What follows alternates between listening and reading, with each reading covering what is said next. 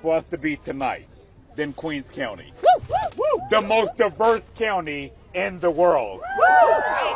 190 countries, 360 languages and dialects are spoken in Queens County.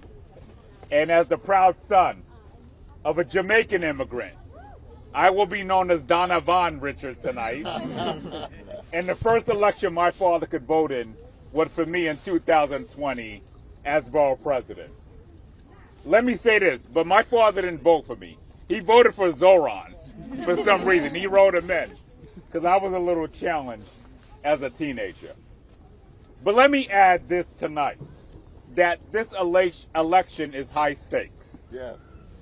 That we need to make sure that Donald Trump is not elected in New York City. And we have a Donald Trump supporter in Andrew Cuomo. And in Queens, we don't back down, we stand up. That's right. In Queens, we don't back down, we stand up. For those who think that they are going to buy this election, there are millionaires and billionaires who are pouring all this money in. But tonight we can look and see that it is the people united who will never be defeated. The people of Astoria to South Jamaica to Far Rockaway are going to have a huge response in this election on tomorrow. And we are going to carry this city into the future. And yes, there are those who doubt what this campaign is representative of. There are those who say we can't have free buses, that we can't build real affordable housing for the people who've lived in this city and beloved this city forever. And what I would say is those people have very little imagination. They have very little imagination. But in Zohran Mamdani, we have a candidate who dares to dream. In Zohran Mamdani, we have a candidate who dares to dream. And no, we won't simply be a city of no. We will be a city of yes. We will be a city who dreams big. And no, in 4 years, all the pundits here were right. Did he resolve every issue under the sun? And that's not possible. But we will fight like hell to make sure that this is a city that is representative of every New Yorker in this country, and every New Yorker in this city, and every New Yorker in this borough. So it gives me great. Am I introducing you? Yes, all right, got it. So great. We are in the Republic of Astoria. We are in the Republic of Astoria, the People's Republic. But let me say this. Let me end in this. Vision, vision, vision, vision is what Zohran is representative of. Vision is the art of seeing what's invisible to others. And when people say we can't get a lot of these initiatives done, we say to them, hell no, we not going home. Hell no, we're going to stand up for every person in this borough and city who felt like their voices have not been heard. Hell no, we're going to stand up for those who felt like this has not been a city of theirs, a city that has gotten far out of reach. With that being said, it gives me great honor to bring up my socialist brother. I'm sorry. And let me just end in this. Dr. King was called the socialist. Dr. King was despised and called a communist as well. And our brother has brought a clear message that capitalism has to work for everyone. Capitalism can't be for those up top. Capitalism has to work for the people at the bottom as well. And it gives me great privilege to bring up somebody who's done a lot of work in the state senate to ensure that this is a city and a state that work for everyone. And that is my brother, State Senator Michael Yanneris. Thank you. Good evening, everybody. Good evening. So my name is Mike Gianaris. I'm the Deputy Leader of the State Senate, and I have been associated with some issues through my time in state government. I'm known as the guy who killed the Amazon deal not a few blocks away from here. I was a big part of taking down the IDC in the State Senate. We took down the Republican majority in the State Senate. Now, what do all those things have in common? They were championed by one Andrew Cuomo. Amen. Donald Trump's choice for mayor of the city of New York. Now, if you're all standing here following this rally, you may have missed that just moments ago, Andrew Cuomo actually said he wants this race to be decided by the Republicans in New York City. Yeah, I'm not joking. He said this in an interview. He said now it's up to the Republicans. He wants those votes because he knows, just like he got whooped in the Democratic primary, he has no chance with the Democratic voters in New York City. Let's go. Now, I did accomplish those things. I'm really proud of them. But right now, the one thing I'm most known for is that I'm the other guy who helped get the free bus pilot program done. Zohran Mamdani. And I'll tell you, the reason why that's the biggest thing is because his vision has electrified this city. And everybody knows, unlike his opponents, everybody knows what his message is. He wants universal childcare. He wants to freeze the rents. He wants buses to be fast and free throughout this city. You can't name what his opponents want to do because they don't stand for anything. That is why this campaign is succeeding, because the people are listening and the people are taking to the streets to elect Zohran Mamdani our next mayor. Now, a lot of what he wants to do, he can't do alone. He needs help. And he needs help from you all tonight and into tomorrow. And he's going to need help in Albany to get a lot of those things done. And I'm here tonight to tell you he has got partners in state government who are going to work to enact this agenda in January. I can also tell you, Andrew Cuomo, not so many friends up there. So if anyone's going to have a tough time doing anything, it's going to be the guy who got kicked out of Albany to begin with. But today we're here to push forward the positive message of the next mayor of the city of New York. I'm not introducing him either. I'm bringing up my colleague in the State Senate first. But I'm so proud to be a part of this campaign. I'm so proud to see the energy in the streets. In the middle of the night, in the broad daylight, they're out here, they're working, they're rolling up their sleeves, they're sweating because it's that important. It's that important to send this message, not just to New York City, not just to New York State, not just to the United States, not just to the President of the United States who's paying attention, obviously, but to the whole world, that when the people stick together, they can do anything. We're going to change this city, and we're going to change the world because of it. Next, we're going to bring up the state senator who represents this party, Gonzalez. How are we doing tonight? We feeling good? Yeah! That's right. It is such an honor to be here. My name is Kristen Gonzalez, and I am the state senator for this district right here in Astoria. Woo! And I also represent Brooklyn and Manhattan. I'm sorry. And let me tell you, across the three boroughs, it is so clear that what we want and what we deserve is a Zohran administration. I am so proud to stand with the Democratic nominee the night before Election Day, because this is a critical moment. As someone who grew up right here in Queens in a one-bedroom apartment in a working-class family, I have seen it from day one that this city is too hard sometimes for our families and our working New Yorkers to afford. And in this moment, it's important because we have a chance to draw a line in the sand, to say that this is a city of workers, a city of people who believe and know that we can do better, to say that we reject a presidency that has cut off SNAP benefits for our own 2.9 million New Yorkers, to reject candidates that work with them when they kidnap people off of our streets, and instead to step up and stand up and say, we know we will win better with a Zohran administration. I have worked with our assembly member and who I know will be our future mayor, Zohran Mamdani. in the assembly as the state senator, and every single day in front of the cameras and behind the scenes, he has worked tirelessly for every single thing he believes in. I've seen him go on hunger strikes. I've seen him do sleep-ins. I've seen him run miles for people like us. But tomorrow, people like us need to show up for him. And I want to say thank you to everyone who has shown up to this point, because this campaign has proven itself. Over 100,000 volunteers. Woo! Over this Sunday alone, 160,000 doors knocked. Yeah.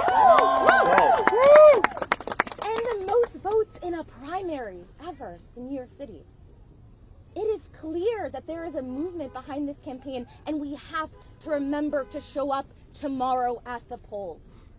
So for every New Yorker who is at home, who has not yet voted, who has seen someone in their circle or experienced themselves the unaffordability of the city, please, I am asking you to show up, because I know we've won great things before, and I know we can elect Zohran Mamdani to win great things. So with that, it is my immense honor to introduce my absolute incredible colleague and champion and fighter, Zohran Mamdani.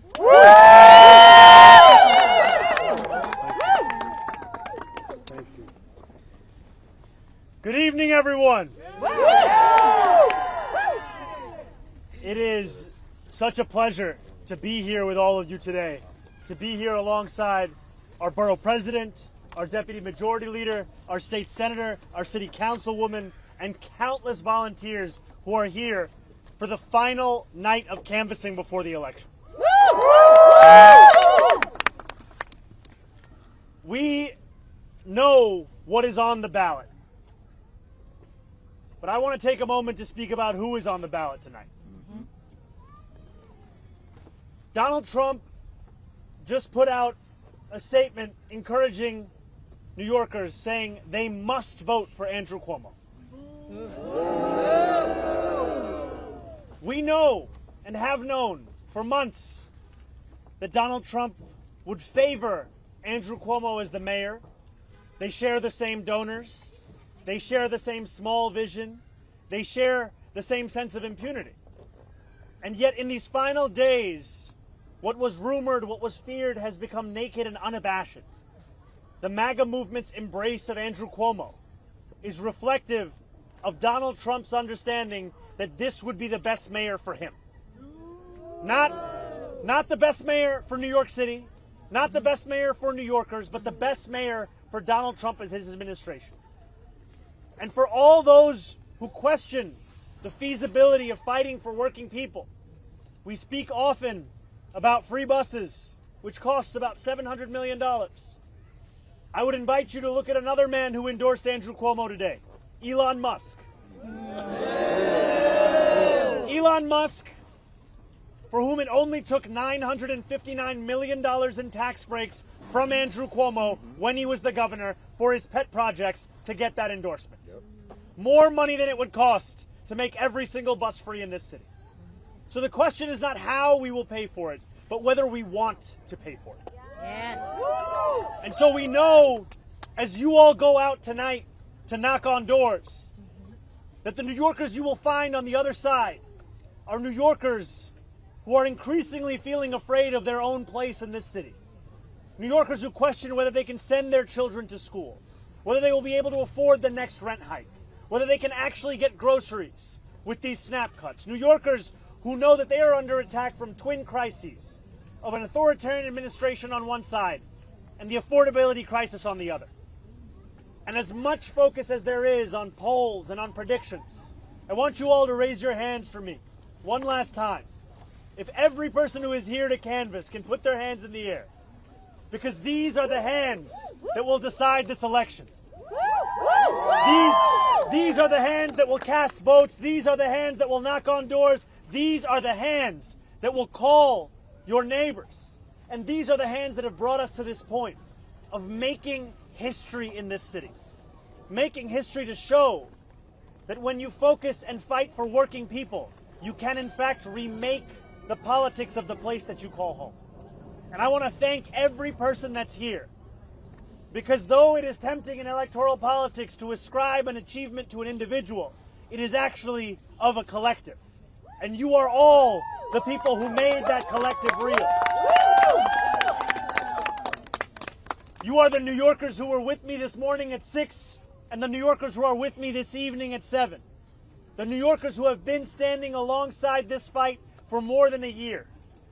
And the reason that the President of the United States of America, the reason that one of the wealthiest men in the world are both trying to get involved at the last minute is that they know we will accomplish everything we have run on. That is what they fear. They fear the power of an example that can show that it need not be this hard to call this city home. It need not be this hard to afford to live in these 5 boroughs. And I thank you because you are on the verge of sharing that example with the world. So hold on to that example tonight. Hold on to it when you're going 10 consecutive not homes in your canvas. Hold on when you're in that second hour and you're asking yourself, should I walk up this 6th flight of stairs? Hold on to it when a person opens their door just a little bit and they show you the despair that they have long associated with politics. Hold on to it because you could open their eyes to a world that they have not seen in this city for so long. And as tempting as it is to think that everyone has been paying attention to this race, just last week a friend of mine, Charlie, knocked on doors in Hell's Kitchen, and he shared afterwards that he met a man who had yet to hear of this campaign. You may find a New Yorker for whom you are the person that introduces them to this fight. And that is why more important than me is you. You are the people who are bringing this fight to the doorsteps of New Yorkers. I will never be able to thank you enough for the privilege of being a part of this movement. And now, with close to just 24 hours until the polls close, let us leave everything out there on the field, my friends. Let us do it together. Let us work so hard this evening and tomorrow that we never have to ask ourselves the question, what if? Let that never be the words that leave our mouth, and let us instead breathe in the victory that each and every one of you have brought forth in this city. Thank you so much.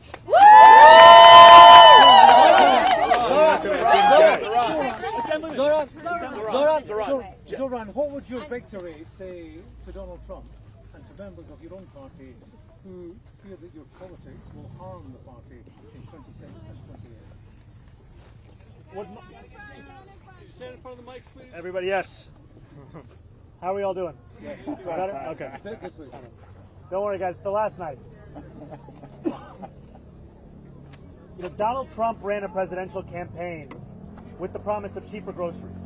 Donald Trump ran a presidential campaign committing to lowering the cost of living. What our success will show is that it is not enough to diagnose the despair in working class Americans' lives. You have to actually deliver on the agenda. And that is what we intend to do each and every day while we are in hall. What about the relations of members of your own party about your politics? Look, if you're a member of my own party like Andrew Cuomo, I'd understand why you wouldn't support our politics. Because it's a direct challenge to everything that this former governor has stood for. A politics of impunity, a politics of selling out working class people at the behest of his billionaire donors, and a politics of telling New Yorkers what they can't do when really what they mean to say is what they won't do. Zohran, Jeremy. Assemblymember, I know you just said that this is more naked and a vacuum for your work than previous associations with men. Were you at all surprised to see the president go this far in front of Governor Cuomo? And then also, how do you reckon, I know you've made your own pushes into voter bases that have supported Trump in 2020 or even earlier. So how do you reckon with your own appeals to Trump voters and Cuomo? I will always speak to every New Yorker who calls the city home. And while I'm looking to speak to Donald Trump's voters, Andrew Cuomo is looking to speak to Donald Trump's donors. That's the difference here.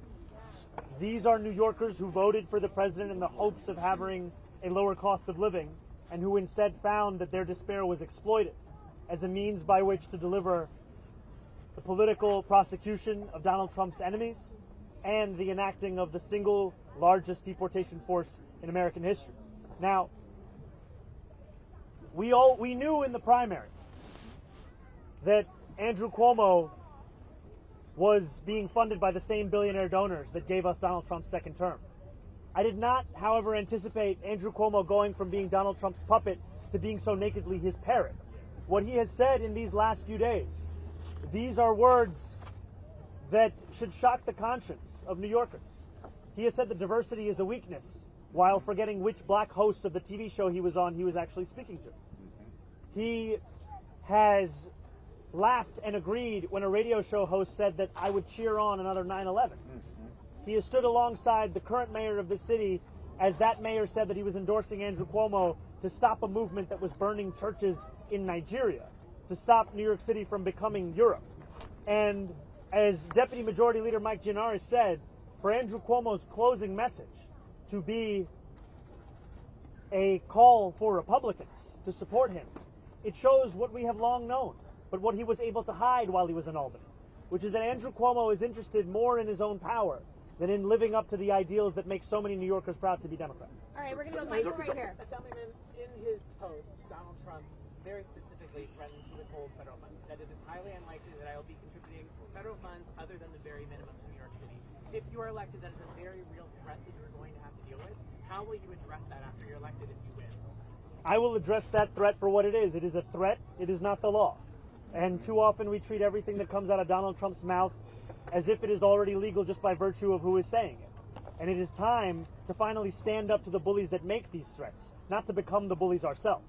And we've seen time and time again that the best way to respond to Donald Trump and to defeat these kinds of threats is to actually stand up and fight back. You've seen leaders across this country who have shown their unwillingness to compromise on their own morals and their own values as the way in which they fight back. And too often what we found in New York City is instead a willingness to capitulate and coordinate. And all of this with the most collaborative mayor you could find for Donald Trump in New York City. Still, the Trump administration was detaining New Yorkers as young as 6.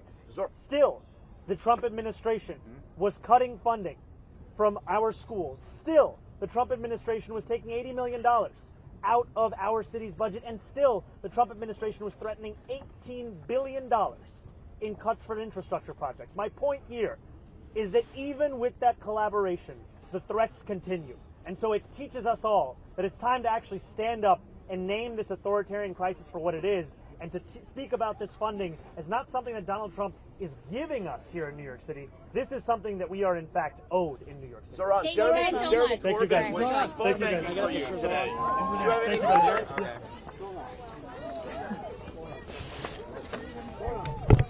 I'm so sorry. You okay? Sorry, my feet are full and sleepy. Okay, you want me to help you? I'll just go over there, thank you. You can hold my hand if you want. I'll just go over right over there. Yeah. Thank you. That was kind of a crazy mob. Yeah, that's fine, and like people were about to look at.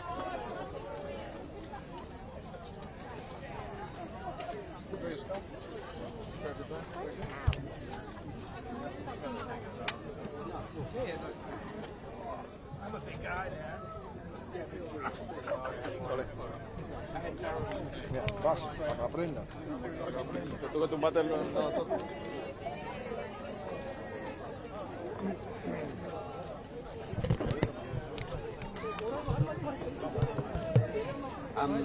We do need to do an As Live as well for the morning. So I'm wondering like when and where we do it. Guys, who's that? You know, we could just do something here, but like you could say I've just